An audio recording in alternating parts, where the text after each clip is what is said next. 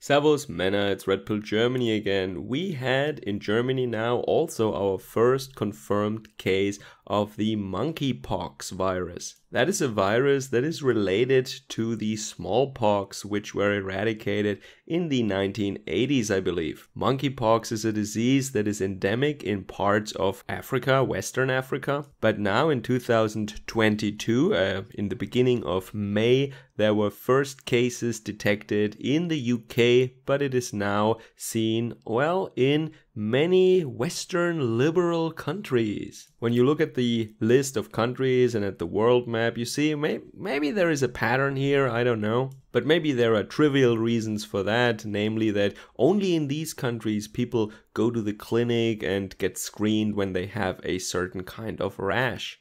So these infection numbers are still very low, and health organizations say that the disease, it can be lethal. It is a severe disease, but it is not a threat for society. It is not a big threat at this point, they say, at least. So the funny thing is that with all the talk about deglobalization and how the world is becoming less globalized, it seems like that all the, in some ways at least, positive aspects of globalization, that is trade between different parts of the world, that is now decreasing. But the negative aspects of globalization, that is that these kinds of diseases make their way into Europe, that seems to be increasing at the moment. But maybe the reason why we see these events and these effects is not just that people are traveling internationally, maybe it is because some practices are also traveling internationally. So first, I found it really interesting to read that this is, well, the name suggests it already, the monkeypox.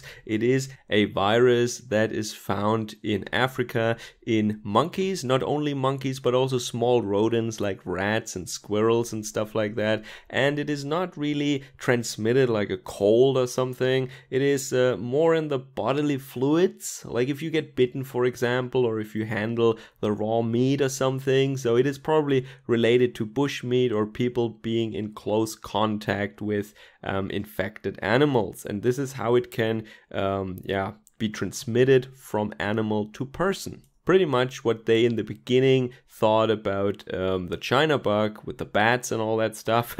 Maybe that was not really the truth here, but in this case, at least with this monkeypox, that is how it goes here. But then in the UK, where the first cases in Europe this year, in the beginning of May, were discovered, they made another really uncomfortable observation. And I'm really kind of surprised almost that you can read about that in British newspapers, such as in the Mail Online or something like that, in other newspapers too. It is found in many mainstream newspaper articles, and that is that, how should I phrase that?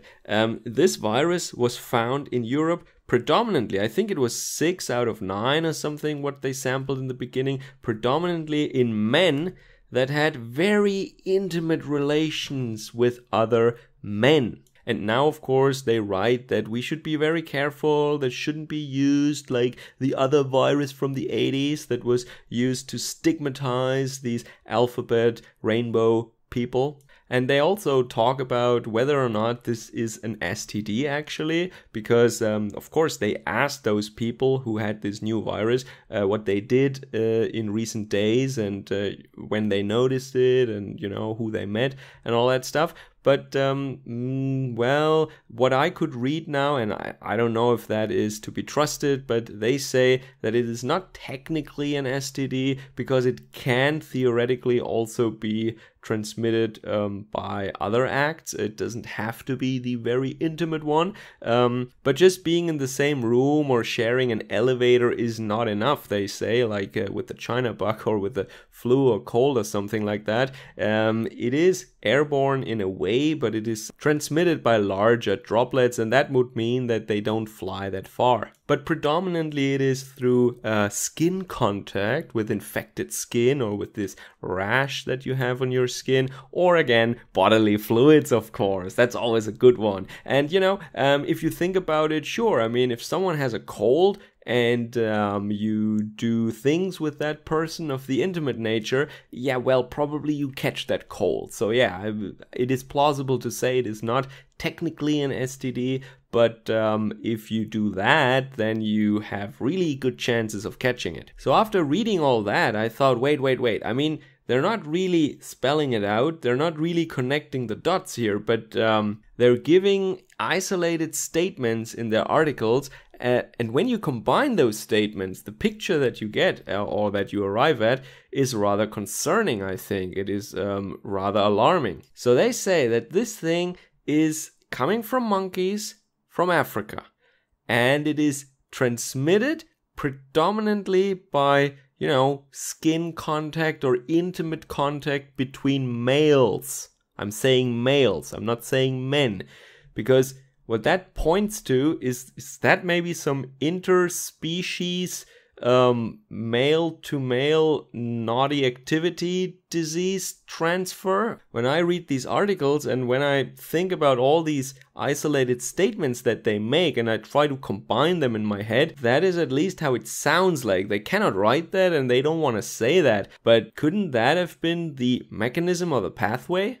And that could maybe also explain the list of countries. And, you know, when you look at the world map, you see it's a certain group of countries that is affected by this. I mean, of course, the numbers are still very low, but it seems to be exactly those countries that fly a lot of rainbow colors right now, or that are really into alphabet codes. So what will happen now? I don't know, but according to the numbers that we have right now, it doesn't seem like a very explosive transmission. It doesn't seem like a very exponential growth. It is definitely not spreading like a flu or something like that. So I think the numbers will remain quite low. I could be wrong on that, but based on the numbers that we have so far, this is how it seems. This is not a very rapidly spreading disease so far in Europe, at least. But of course, a lot of people, a lot of younger people especially, they are also not protected from the pox virus anymore, and that is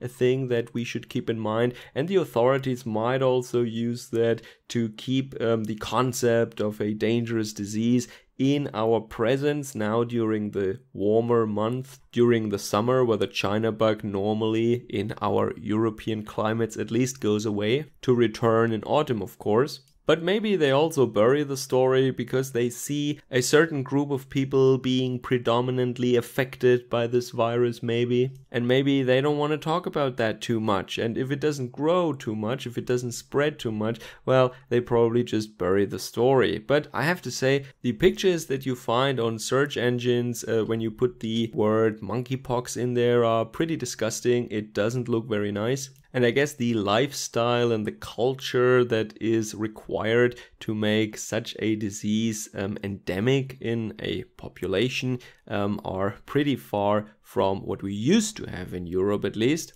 But now, thanks to the negative aspects of globalization, this comes to us by mostly plane these days, of course. Well, they say that the first reported case in the UK from this year was a guy from the UK who returned from a trip to Nigeria. Now, what that person did in Nigeria and who he was in contact with, we don't know, or the article doesn't say at least. Maybe this was a special kind of tourism, probably not just sightseeing. Anyway, so the US government at least is concerned about it, so they are buying jabs at the moment. There is a jab for that stuff, and well, they are buying a lot of it right now. Let me know what you think about that in the comments down below. Keep it family friendly, of course.